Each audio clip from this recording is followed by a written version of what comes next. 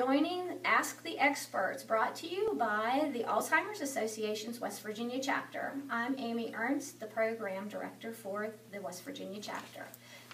Today I'd like to talk to you about activities in the home. A lot of times caregivers who are doing home care have a lot of difficulty with coming up with creative ways to keep the person with dementia occupied in the home. A lot of times we think about activities as major leisure or recreational events that take a lot of planning, preparation, and maybe an outing in order to accommodate the activity and the interaction for the person with dementia. It's often overlooked that there are a lot of activities and interactions that you can do in the home without much planning or preparation. Things like work-related tasks, chores around the home, dressing, bathing, primary care, things that are normal for everyday planning and preparation just for yourself. So if an activity is needed for a person with dementia, caregivers' best practice is to sit down and make a list of things that are friendly and familiar to the person with dementia and how they might best engage them in participating actively in those type of things. The things we're talking about are just normal, everyday, household or personal care type of things that the person does routinely or has done routinely in their adult life. A lot of those things are overlooked because the person isn't able to participate in the whole interaction. But it's important to break those down into their simplest components so that you're engaging the person with dementia in every step of every activity that you want them to participate in. For example, if someone was a wonderful cook before they got dementia and is still interested in sitting in the kitchen but isn't able to follow a recipe anymore, the caregiver might think about having the person sit down and choose a recipe earlier in the day or the day before even to keep them engaged. Blowing that recipe up by going to a local office supply store or to the Walmart or somewhere and having that blown up onto an 8.5 by 11 sheet. You can even have those laminated so you can put them in a scrapbook that's available and create your own cookbook or recipe card file for those. The person can then look at or read the ingredients, the measures, and the preparation time and cook time for those type of things, and maybe would get a lot of pleasure by interacting in that way.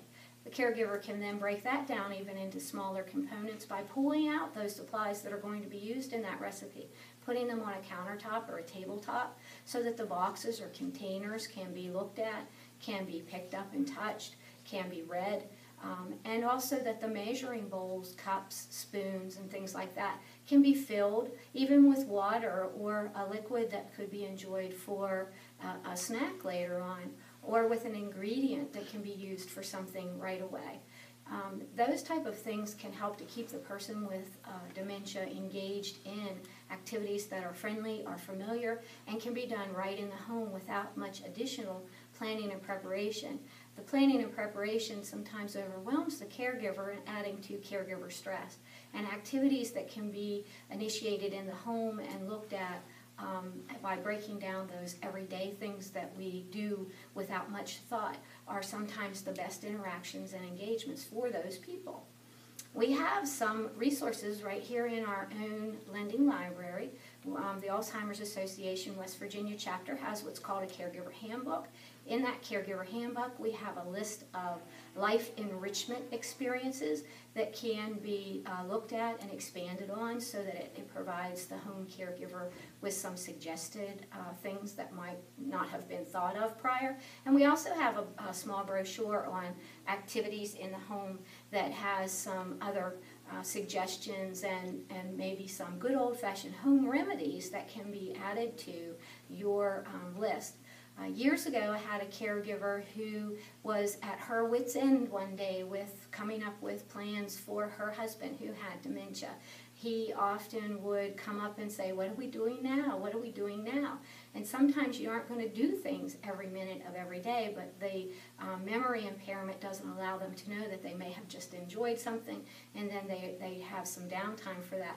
So we created a cookie jar on the kitchen counter, and in that cookie jar she put little scraps of paper, and on the paper was anything that worked. whether it was just a hug, whether it was to tell a funny story, whether it was to go and grab that scrapbook off of the kitchen coffee or kitchen countertop, or whether it was to go find the cat.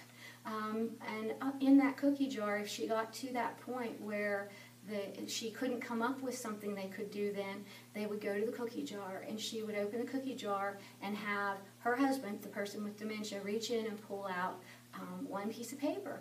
And when he pulled out that paper, whatever was on that paper is what they did. So that gave her little in-the-moment type of things to enjoy with her husband, and allowed her to have an appropriate distraction and interaction for him that helped her to de-stress and allowed him also to enjoy the time with his wife and the time that he could. Adaptations and adjustments have to be made as the person goes through the process, because they may get to a point where they're not as interactive and not as involved, but it still gives you a wealth of opportunity to break those down into simplest parts and find that there are things that people can do throughout the disease, even well into the end. Even if it's just tapping their finger on the side of their chair as they listen to music that may be friendly and familiar, rather than getting up and dancing.